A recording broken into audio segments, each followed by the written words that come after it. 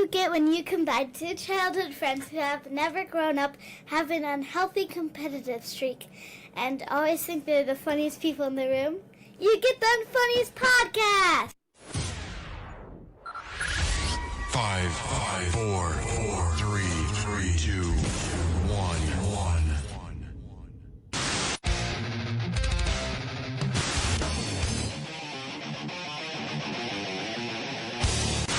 Well, now, we call this the act of mating. Yeah, we don't want to do anything to scare your children. Hey, everybody. Welcome to episode 8. It's going to be a little shortened one, but we are now in June 2nd. It is a Monday, June 2nd, and believe it or not, it's supposed to be June. It was 80 degrees out. Mike, you can't complain about the weather today, obviously, right? I was near the water, and it was not close to 80. Oh, okay, whatever. So it is episode 8. We've made it officially like two months now. So we haven't stopped coming up with topics to talk about, and people keep coming up. And in fact, we met two fans at the Panthers game on Sunday. We'll talk about that later. But first, big news of the day, Lions talk. And Benjamin, who apparently is our biggest fan, this one's for you. We're going to be talking mostly sports today. Lions news today. It's obviously most people have heard it, but Frank Ragnow, Lions center, retires at the age of 29. It'd be nice to be able to retire at 29, although his body's pretty darn beat up from there.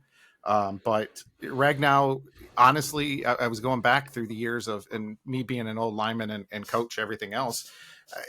I think the only other person I could put in comparison maybe to what he's done as an offensive center for the Lions was maybe Glover, Mike Glover from back in the day with Barry Sanders, Kevin Glover, but probably one of the top centers in all of football for the last couple of years. Yeah. I mean, you're seeing this more and more now where you've got these NFL players that are retiring at a much earlier age. Had a little personal experience with old Dane Sonsenbacher back in the day. Our cousin was dating him, and remember talking to him about how the concussions just took a toll. I believe he got drafted by the Bears, played for the Bengals, and after I think it was 9 concussions, he called it quits. And he's just like, dude, I can't do it anymore. No. And I remember him the way when you'd be having a conversation with him and he would kind of zone out. He's a great guy. I mean, I really liked him. Pretty down to earth, level headed, had a really good perspective on things.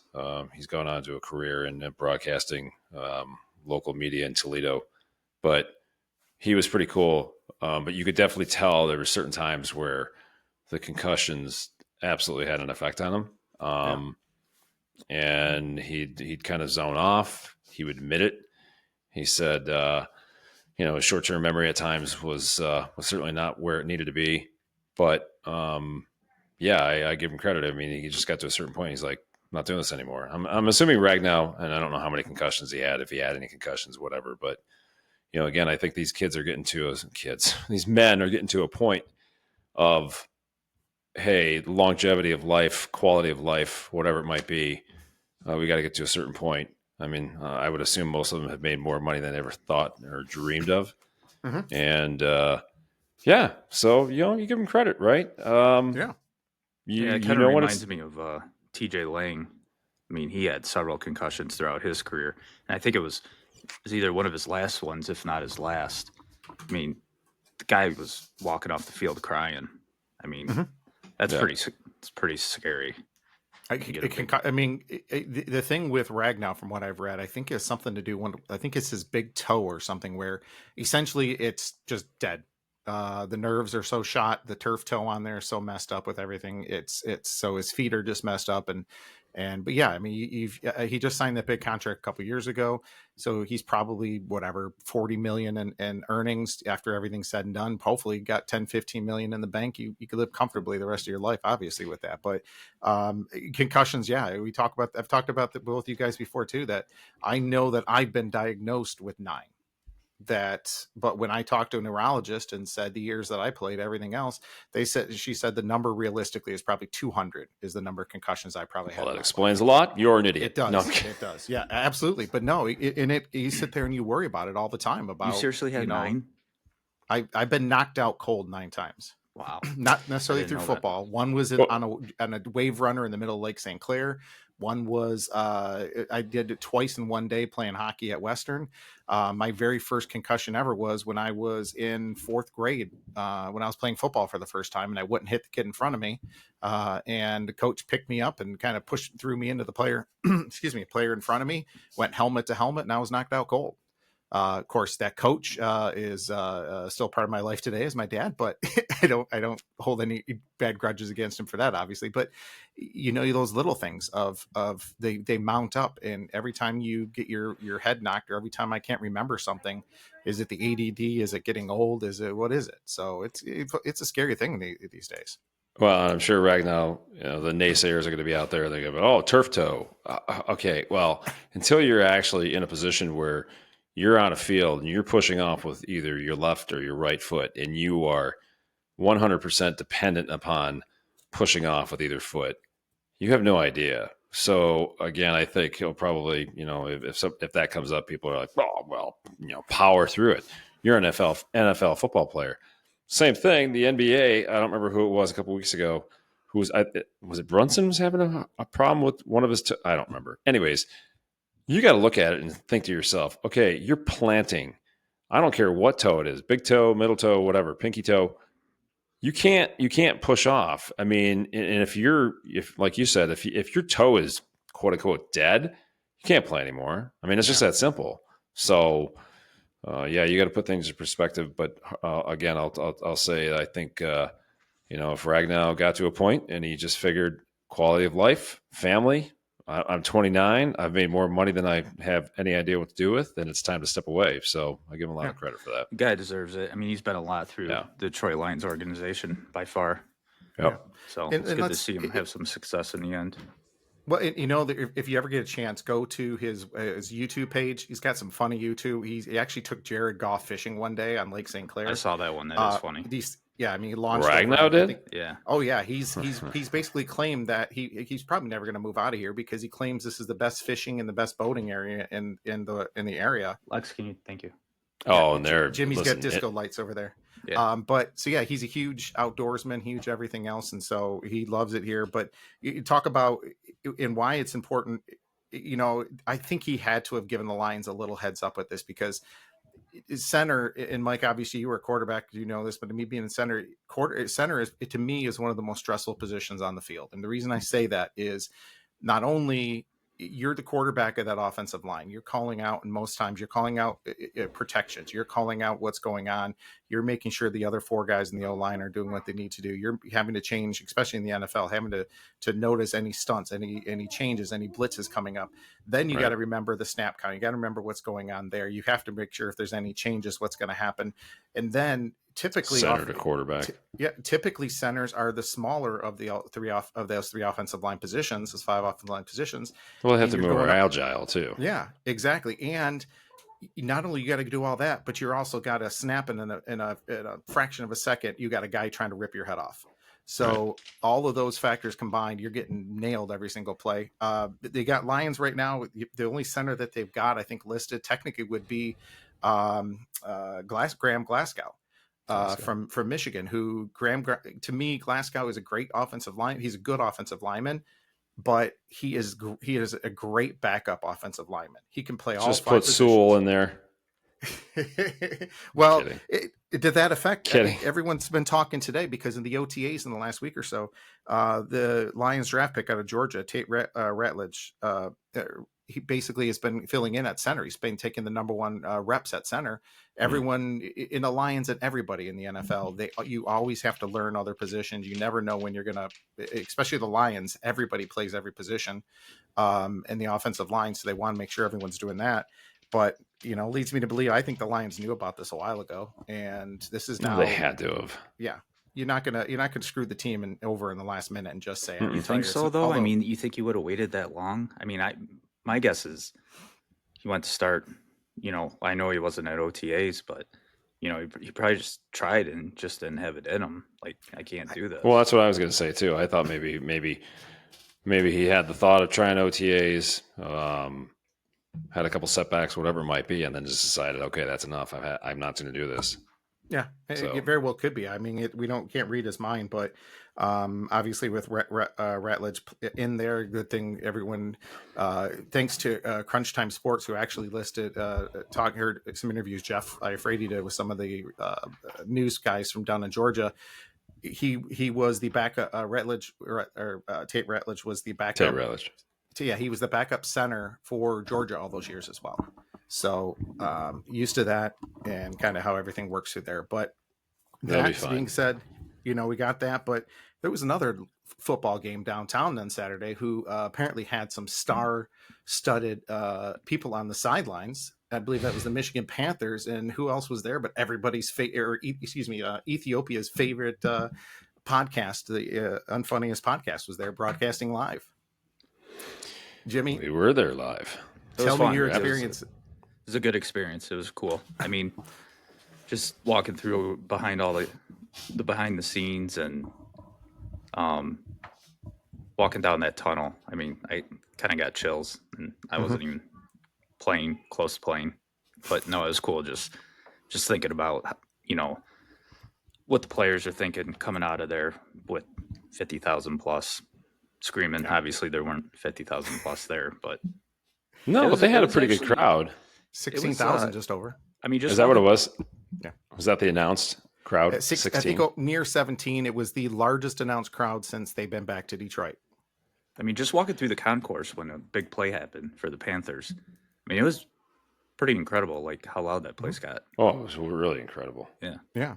I mean, it's honestly, I still say it's one of the best stadiums there is out there because of the acoustics. It gets loud. And Mike, you've experienced this firsthand. It doesn't, I don't think in person, I don't think on TV really does it justice of just how loud that place gets. I swear there's something different about it where it's 10 times louder in person than you can ever imagine it on TV. And you've texted all of us 100 times. Why are these people cheering? It doesn't sound as loud as it is. Yeah. Yeah. Sorry, I had something in my mouth. Yeah. I mean, the couple of games I've been to in the past couple of years, the acoustics in that place is unbelievable. I mean, yeah, you walk down the tunnel, you can kind of hear it just in the pregame stuff, but the amount of noise that reverberates off of the ceiling and down onto the field when you're there, even with only 16,000 people, because I was down in that corner for most of the game, like a loser.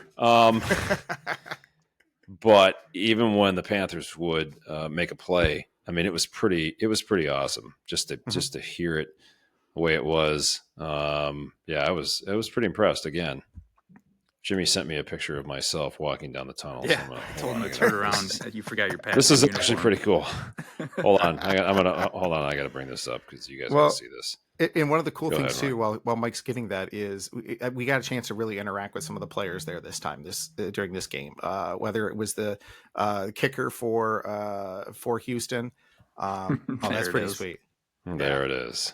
That's awesome. and the comment of the day by far was, and I wish I can't remember who the player was from Houston, but yelling about how far it was from the locker room and how long of a walk it was to the field.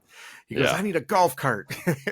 So, well, it's crazy. I mean, you walk up. I mean, the incline of that tunnel is insane. Mm-hmm. And think about after playing in the first half and having to walk to the locker room and walk up that incline. I mean, it's pretty amazing. Well, even the players, they got to go down those stairs, and then halftime they got to go up. Yeah. And for anybody that is looked at that picture, you see all of that rubber mat on the side, and it just shows you how steep it is. They have to have that for players with their cleats. If you were walking on cement, you'd be slipping sometimes going up and down that hill there. But I think it's just cool to kind of interact with them. It's we forget sometimes that you put some guys on pedestals, you put some, people up higher because they're athletes and everything else. And you realize these guys just have a phenomenal talent for what they do. They're just normal guys. I mean, just laughing with the kicker, of course, had the greatest last name, blew it. Apparently, by the way, we were not there when he ran a fake and got hit out in the sidelines, and it started a little mini brawl, by the way. When was that? When we were leaving. Fourth quarter after we left. Fourth quarter. Yeah. But the DJ Miller Jr., who we got to talk to for a quick second in the end zone. Miller Jr. Yes. Yeah, greatest last name ever. Is my little brother, I'm going to call him now. I got the fist bump with him. Yeah. And it was cool. He was the one that initiated it, so it was kind of cool to see those the kickers and the whole long snapper and holder. We got the chance to talk to for the Panthers too, just kind of BSing on the sidelines there. So it was really fun just to do that. Did everyone see the man? Oh, there he is on the squad taking the picture. There he is. Yeah, the other cool thing too is like underneath the D. Yes, how they interact with fans. Mm-hmm. Because, I mean, obviously the security's a lot bigger, higher with the Lions. And like you said, Mark, like when they have special celebrity, they're just right outside the tunnel. I mean, we got to walk around the whole field. Yeah. And fans got to get on the field. So yeah, the whole Jake Bates thing was pretty awesome. That was awesome. That was really, I think we posted this, but I mean, we want to talk about a cool guy and how he was totally complimentary to the the kids up in the stands. He must have been signing autographs for at least 10 minutes, probably 15 minutes. Yeah. And his wife was there with him, and he was kind of walking back and forth, and then he walked over to the other sideline, and then came back again. And it's a totally different perspective when you're on the field, as we were, and I was especially, and I hung around a little bit longer. But you can hear the cool thing is you can hear the fans in the stands and how nothing was vulgar, but how they feel like he has to pay attention to me. I'm yelling his name, Jake, whatever, right? And if he didn't look up or if he didn't acknowledge them, they seemed to get louder. And it wasn't kids necessarily, it was adults.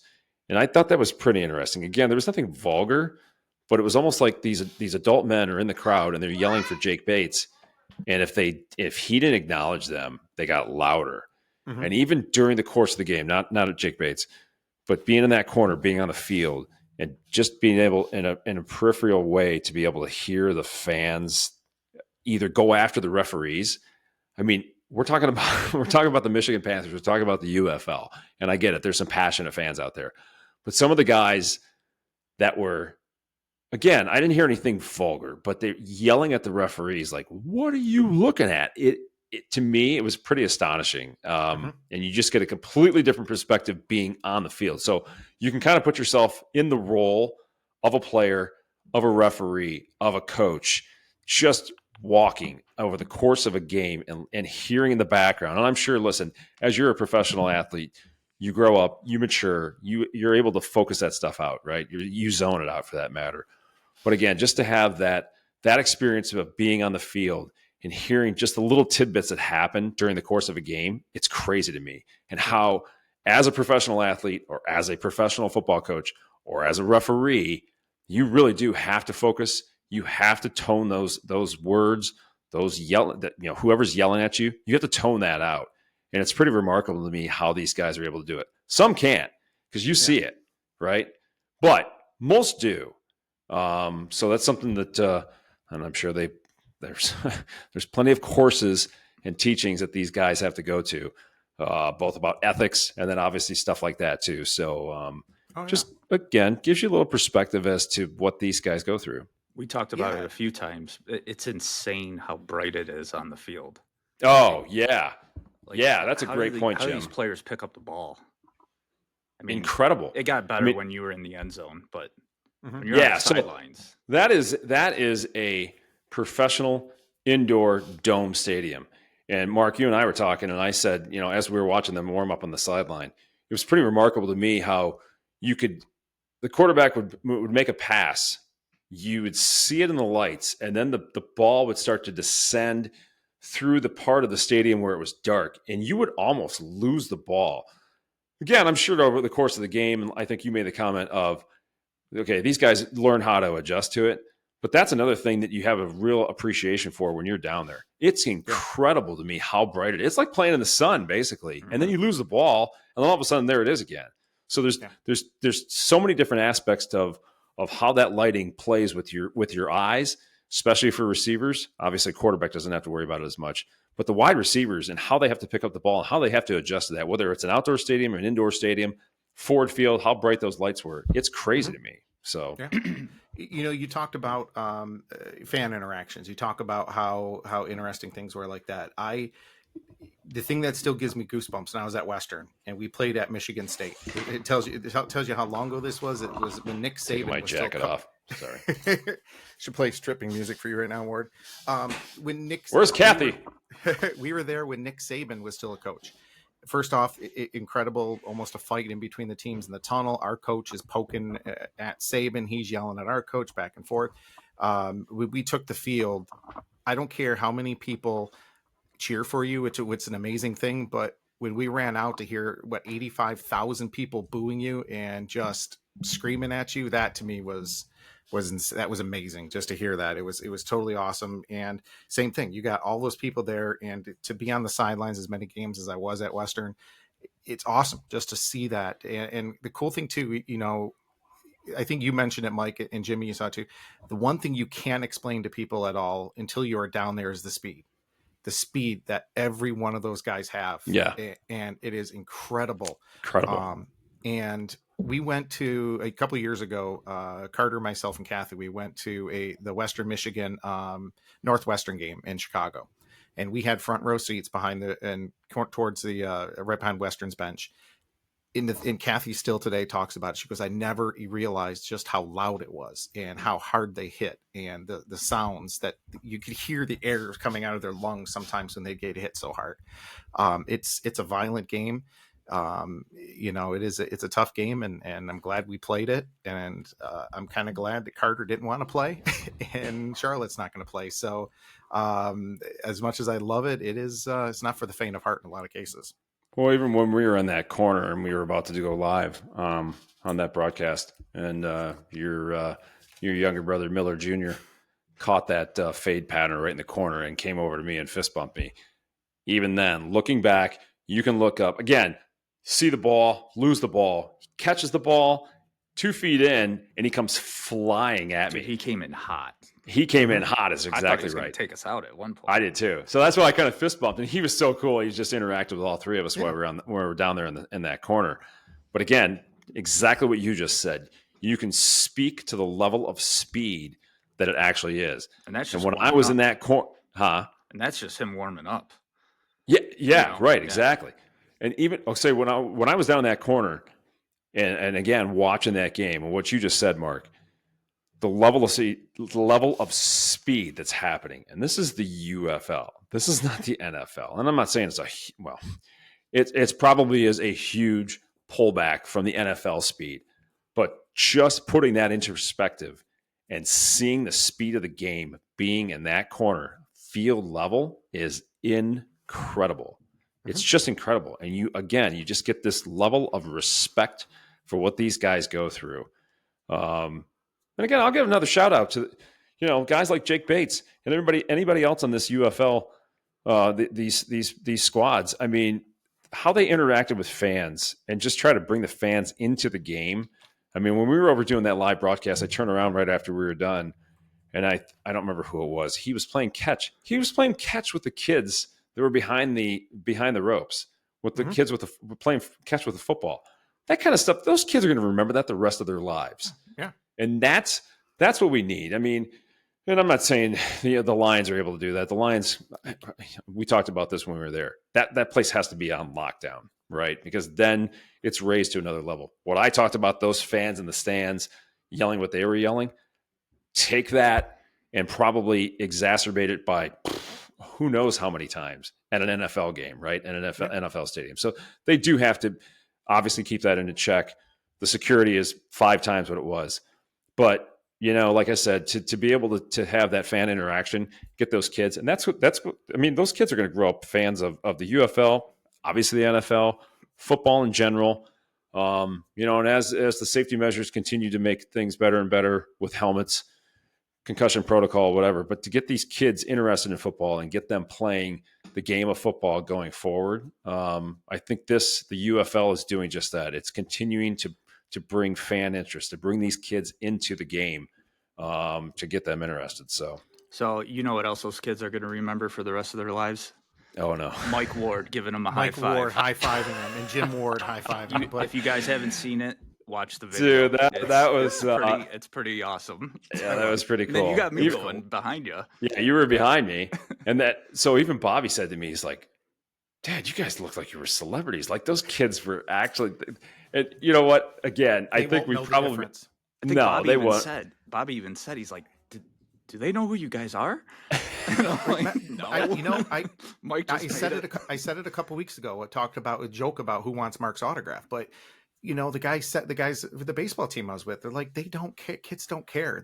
Kids just want that experience, and that's the awesome thing there. And it was pretty neat because as I was doing that, I wish you could have zoomed in because those kids' faces were just like, this guy is on the field and he's giving me high fives and fist bumps and he's asking me if I'm ready. And you could see the look on their face. They were just like, heck yes, I'm ready. This guy just gave me a high five and he fist bumped me. I'm going to go on the field. I mean, you got 8, 9-year-olds that are interacting with us like we're a big deal. We're nobody. Whatever, right? But again, it just goes back to this whole experience of getting these kids interested and getting them passionate about a sport. Get them off their phones. I'm not going under a rant. Get them off their phones. Get them engaged in a sport and get them playing, right? Get their interest levels up. Yeah, yep. Absolutely. You got back in the tunnel and one of the kids probably turned around and said to Dad, who was that? Yeah. Son, that was Mike Ward. He retired from Cardinal Mooney. I was joking with Hoppy because Hoppy watched it and he called me and I told him, I said, you know what those kids were saying? He's like, what? I go, most of them were asking me, where's number 1? Where's Hoppy at? Obviously, I was joking, but he started laughing. It was pretty funny. Well, speaking of big time, speaking of everything coming up, I'm just going to play a quick song for you and tell me what this reminds you of and what's coming up.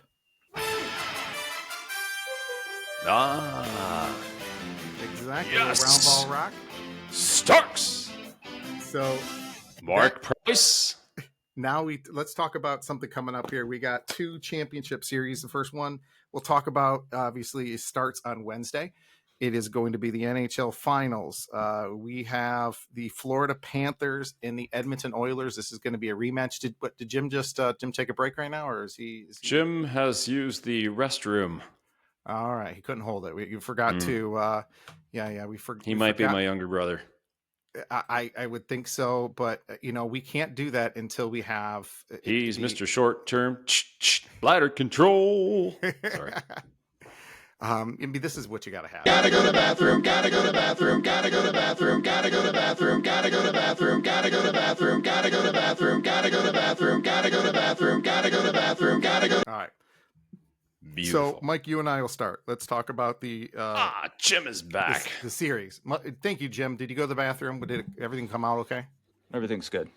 Okay, good. So we're going to talk about the NHL playoffs first. Panthers and Edmonton Oilers start on Wednesday. Thank goodness they bumped this up so we don't have to wait like everybody else for the NBA games. But I personally, I don't think the last series was great and it was horrible. Florida almost blowing a 3-0 lead, having to go to Game 7 against McDavid, who one of my favorite writers in Florida. You're talking about last year. Yeah, Mick overrated. Not the last series, right? Well, last year's series, correct. Yeah, last year's NHL Stanley Cup final. Right. And I think, if I'm not mistaken, it starts in Edmonton, so Edmonton has home ice advantage with this one. Edmonton has home ice. So I think it's going to be an incredible series.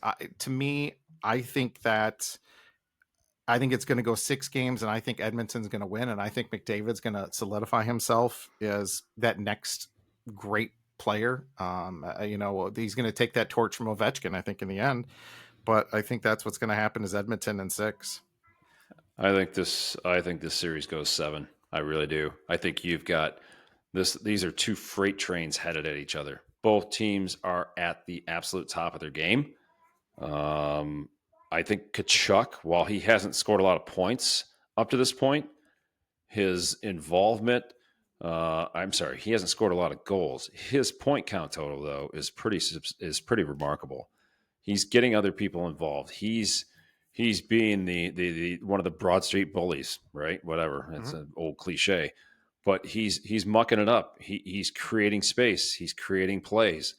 I think Bobby, Bobrovsky is playing at the top of his game. Officer Bobrovsky. Right? Yeah. I think he's at the top of his game. I think that there was never really a doubt about that last series. I honestly think, Carolina was outmatched. They really were. And Florida took it to Carolina. They had not seen previously in any other series in all season for that matter. But I think Florida is on an absolute wrecking ball train path going into the finals. And then on the other side, same exact thing, right? Edmonton is playing the same exact way. I mean, Dallas came out, won game one, and it's almost like Edmonton said, all right, fine, we'll mess around with you a little bit. And then McDavid and the rest of them, all of a sudden, they just basically said, okay, here we go.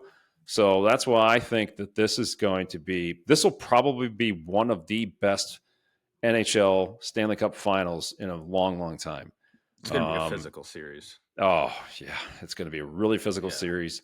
The speed of both teams is going to come into play. And I think that this is going to be something to watch. This is going to be awesome to watch. I'm excited as all get out, to be honest with you. So who's going to take it in 7? You said. I think Florida takes it in 7. Florida? I really do. Florida. And by the way, before Jimmy signed, there's 2 things. I cannot stand the man, Brad Marchand. He is Why? The most, he's a little guy. I just want to punch him every time I see him on the ice. But tell me there's not a funnier name in hockey than Stuart Skinner, the goalie. Stuart Skinner. And for anybody that's not a Shoresy fan or Letterkenny, that's a big shout out to that. But it's funny you talk about Brad Marchand, and he was quoted as saying he grew up a Leafs fan, and they pretty much dismantled the Leafs just like every other team does, either in the first or second round. Sorry, Leafs. Sorry, Beamer. But I remember Marchand saying, and this is kind of cool because I think this again talks about the level of what the professional athletes go through. And he said that he listens, especially from the Leafs fans, like, oh, he was a traitor and this and that and everything else. He's like, listen, I got a contract. I'm playing for Florida, right? This is my job. This is what I'm going to do. And he goes, that motivates the living daylights out of me. That pushes me even harder. And he goes, and I loved beating the Leafs, and I loved seeing the pain that they went through. He goes, probably a Leafs fan, true, down deep in my heart, but I love it. So these athletes listen to that stuff. They hear. So the same thing I said earlier about they tone it out, but at the same time they listen to it, and I think they have a selective hearing about what they want to hear, what they take in, and how that motivates them. So Marchand saying something like that is exactly what I mean, right? They take that kind of stuff and they use it as motivation. So don't discount that either. But yeah, I think this is. I think the Panthers take it in 7.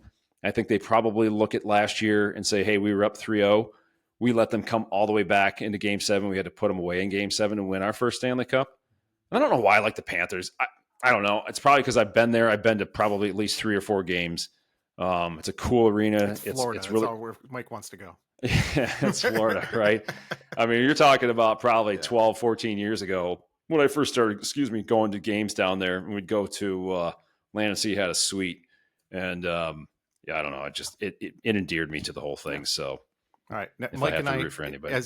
as now I have to say, because my wife has reminded me that like 2 bullies, we never let Jimmy talk. So Jimmy, it's your turn. About the Panthers? Yeah. What's your pick? The Panthers for sure. Yeah. Florida? I mean, okay, how many games? Just watching the series against just all 3 teams that they've beaten so far, they just know how to bounce back. I mean, 1-1 in the third period, and boom, next thing you know, it's 5-6-1. It's crazy. It's just nuts. And that happened, 2 games in a row at least? If not 3? Yeah. Well, the first round... The first round they took care of Tampa really easily, and then it was I seriously thought that the Maple Leafs are going to beat them. I thought Toronto were going to beat them. I kind of thought the same thing. Yeah, it's going to be tough to win in Edmonton. I mean, that place is just going to be rocking. Crazy. Yeah. Mm-hmm. And if here's the geek in me saying it. If I'm not mistaken, this is the furthest 2 teams are from each other in NHL. So there's no teams. Yeah, there's no teams that are further apart from each other than these 2. It's a 6-hour flight, something like that, between the 2 of them. Yeah, crazy. So how many games do you think this is going to last, Jimmy? 7. 7? All right. Yeah. So all of us think they're going to get our money's worth. So now, Jimmy, you took Edmonton in 7, I right? took Edmonton in 6. Oh, 6? Yeah, 6. What's a big difference? It's one less game. Come on now. That's a big difference. Not only is it one less game, you're taking Edmonton. So you just took what Jimmy and I said about 7-game series going to Florida, and you're saying, and they're going to win it. They're going to win it in Florida. All right. So now we talk about the NBA, which the two of the smallest market teams going against each other, Oklahoma City and Indiana. I'm looking forward to this. I think it's going to be a good series because you've got two good team, really good. Yeah, teams. I shouldn't poo-poo it. It's not big. I take it's not my big markets back, but it's big game. I mean, SGA is a superstar in Halliburton, and everybody else on Indiana's been playing great. That kid Halliburton impresses me. Yeah, his dad. He's pretty clutch. Yeah. Yeah, everybody has been great with that. Jimmy, who do you think's going to win, Oklahoma City or Indy? So I think OKC overall is a better team, but I'm gonna go on a wild goose chase here and say I'm gonna take Indiana. Oh, yeah. How many games? God, that might be a 7-game series too. If Indiana's going to pull it off, I think it's got to go 7. It's going to go 7. Mm-hmm. Yeah. Who's got home court? Sense.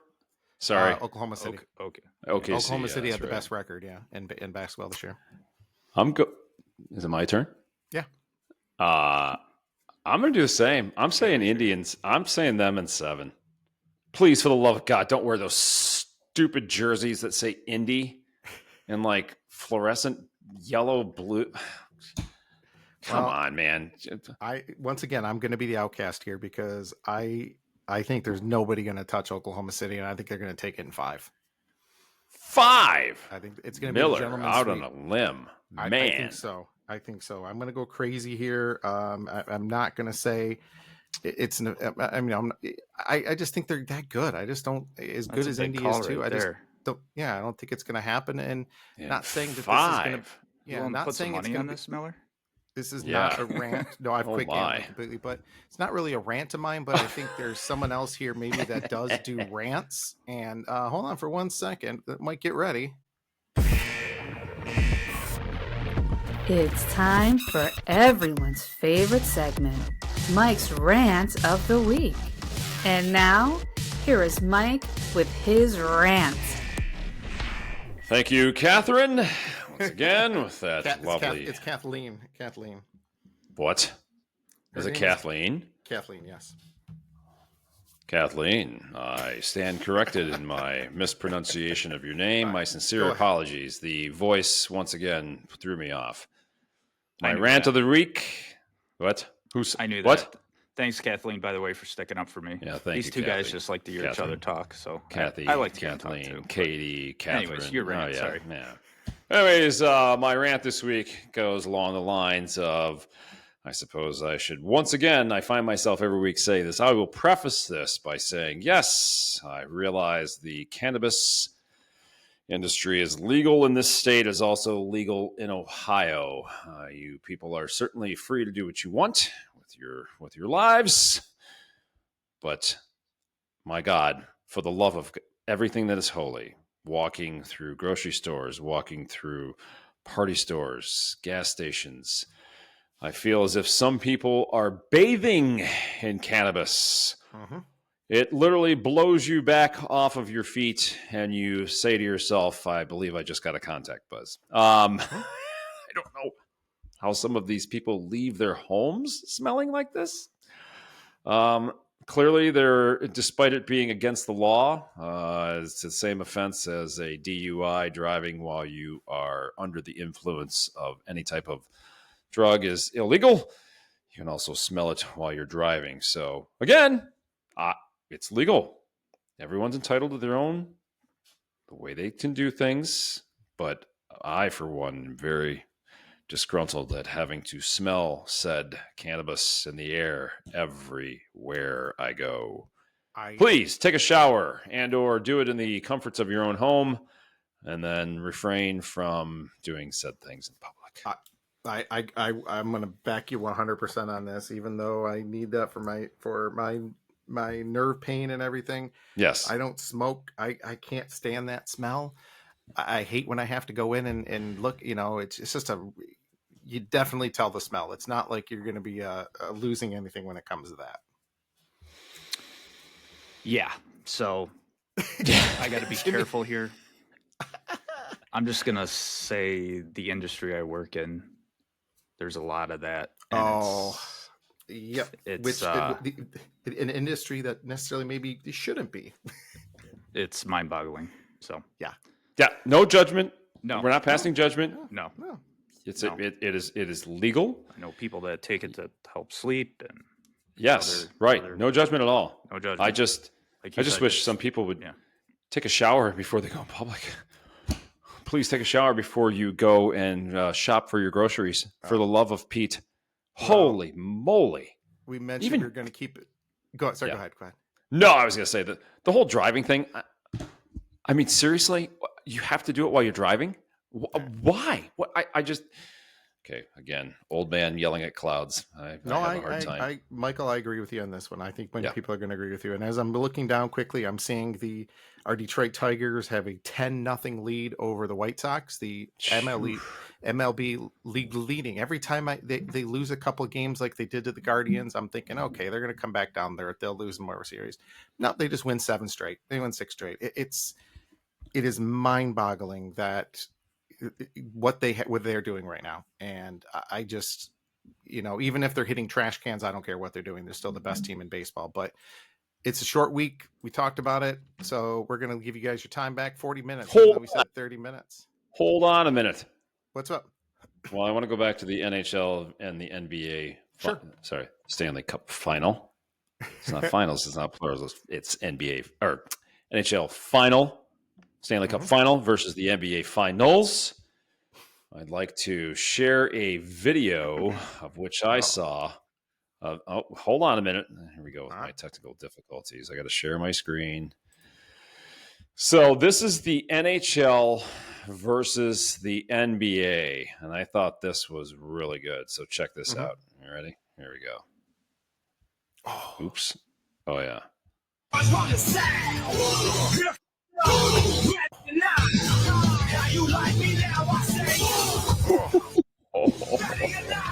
Let's go.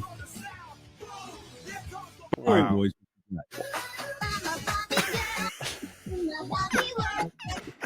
This is awesome. Look at this.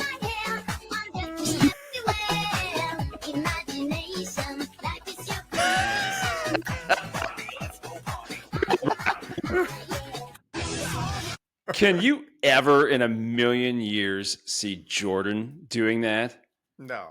It's again, it's kind of like, oh man, seriously. I saw that the other day. I was like, but this is perfect because I knew we were going to talk about the NHL and the NBA finals. Yeah. And I thought this was very appropriate to bring up because appropriate. And like you said, all right, hold on. You would never see Jordan doing that. I mean, hold on, I got to share one more thing because I know Miller wants to go home early tonight.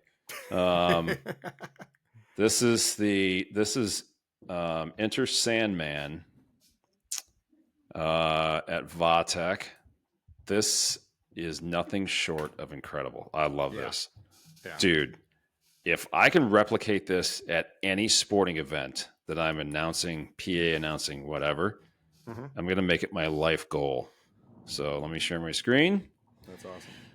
This is, you ready? Dude, I love this more than life itself. Well, here we go.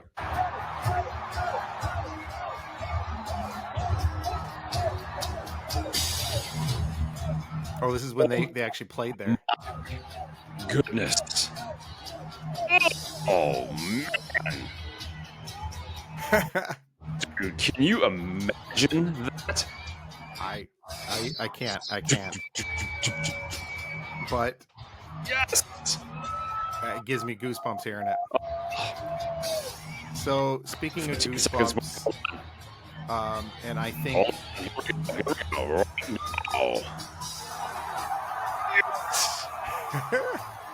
My neck is standing up. That's when you start acting like not yourself.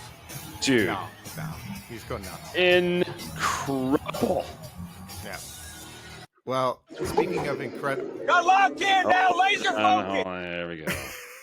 Stop Speaking sharing. of all of that and big activities, everything else, Michael, there was an important activity yesterday in the Ward household.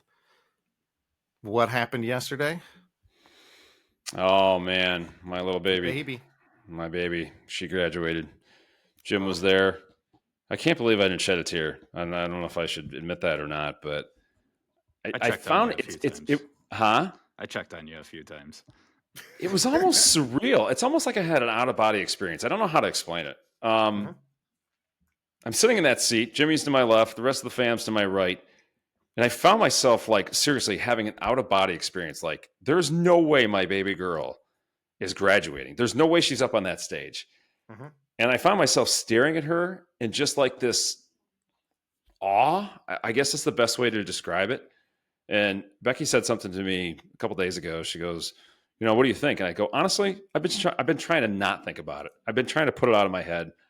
I don't know how to describe it. I don't know if I was that way with the boys. I kind of remember both of them. Obviously, I remember both of them when they graduated. But for some reason, her, and maybe it's just because she's the baby, she's the girl. She's your girl. She's your baby. Yeah, I just kind of put it out of my head. But by the end of the procession, and when they said her name and everything else, I guess it kind of sunk in. But she just has this calm about her. She's such a vibrant girl. She's confident. She's very confident in herself. And I told her this, and I wrote her a little letter. And I said, you are who you are. And she's pretty cool how she doesn't let other people affect her. Yeah. And she just kind of stays the course. And don't get me wrong, she's like her father in a lot of ways. This is God's repayment, apparently. Yeah, but she's very calm. And I found, like, yesterday when she would look at me, she would just kind of give me this look like, hey, Dad, I got this. You got this. We're going to get through it. It's not a big deal. So I don't know how I'm going to handle the wedding day someday. I don't know. But yeah, yesterday was interesting. It was a cool day. She even said to us at the end of the day, she's like, this was really fun. Thank you guys. We came back. We had a barbecue with just the immediate family and everybody. But yeah, it was, I don't know. I still can't put my head around it, but it was a great day. But yes, my baby girl, K-Bear, Bear, Baby Lynn, whatever I call her, how many different names I have for her. But yeah, it was a really cool day. So congrats to her. Congrats to the rest of the class of 2025 of Lutheran High School North. You guys are pretty cool. 142 graduating kids. So wow, that was as many as in our entire school when we graduated. Yeah, exactly. Yeah. I was thinking, it's funny. I was thinking about that yesterday when I was sitting there too. So yeah, she's just uncle perspective. She's a great girl. She's going places. She's got a bright future. I mean, yeah, she just has to realize she has to work. Yeah, well, she said to me today. Yeah, she goes, Dad, you're not helping. No. Yeah, I spoiled. So I told her, yeah, I know. That's Jeep good. tires. It's good. Andy. Yeah. No, okay. I'm not going to go on a long dissertation, but I told her today, she's like, so I'd like to work at the gas dock, but I'd like you to maybe go there and kind of search out and ask them if I can work mornings and then maybe from like 8 to 11. And then I really don't want to work weekends. So can you go do that for me? I'm like, it's a gas dock. You work weekends. That's when people buy gas. That was funny. So I go there today and I'm talking to the manager. I'm like, she is available at all times. And then I told her that. She goes, what do you mean? I go, you are 17 years old. You're about to be 18. You have to work lots of hours. You have to work weekends. You're going to have to get up early. To work a gas dock is cool. You can make really good money. You know these people. You've grown up around boats. You're going to do fine. But you have to be flexible and you have to work weekends. You're a teenager. So there you go. Yep. Yeah. Well, all right. So upcoming week. Jimmy, what's going on this week for you? Just lots of work. That's about it. Hoping for a nice weekend for once. Boat still has not touched the water. So, oh yeah, jeez, true. It's this weather. Michael, other than doing an anti-rain dance, what are you doing? Well, Well, I got to be honest. Today was insanity. My phone was off the hook.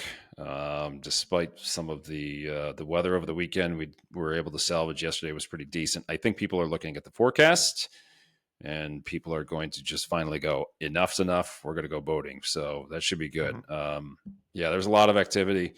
Got a pretty busy week ahead. I'm going to try to do some stuff on the boat on Saturday. Bobby and I are actually taking our CPL class together on Sunday. Wow. Yeah. And then we've also got, here we go with grad parties. It's the first weekend of gauntlet of all of them. So that's cool. I enjoy going to them. It's kind of cool to see everybody, talk to everybody. So yeah. So that's this week. So for this week, for me, it is last week of school for Charlotte. Oh, and cool. Talk about getting old. This is her last week of second grade. She's going to be a third grader. Whoa. See what I mean? Snap of a finger and they graduate. I know. So it's crazy. It is. But I just, wanted to say thank you guys to everybody that, we did meet quite a few people when we were down at the game. And so really celebrities. Exactly. Pretty appreciative of that and getting to see everybody. We're going to look and do some more things this summer. We're going to have some other activities. We'll talk about some baseball in the groups too. And kind of go out from there. And then we got Father's Day coming up and graduation party central. Some fun things around there. We'll have some announcements coming up for that. But guys, last minute saying goodbyes this week. Thanks for everybody have a great week. Thanks for tuning in to the live broadcast from Ford Field, and then appreciate all the comments. Appreciate the fans that we have there. The UFP fan base made us feel like we were rock stars on the field, but no, I'm kidding aside. Yeah, thank you guys for all the likes, all the follows, all the comments. Keep those views going. Keep liking us. Keep following us. If you know people that are interested in our podcast or interested in the things we talk about, please, by all means, have them follow us. Seriously.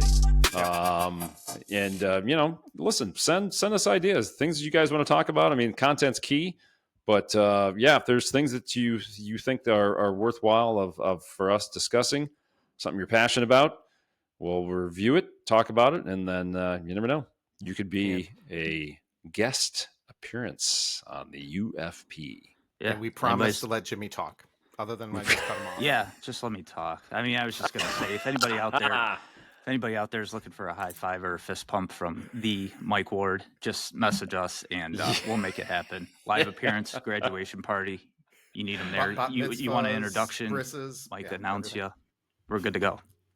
All right, guys. Thanks again, everybody. Have a great week. All right, guys.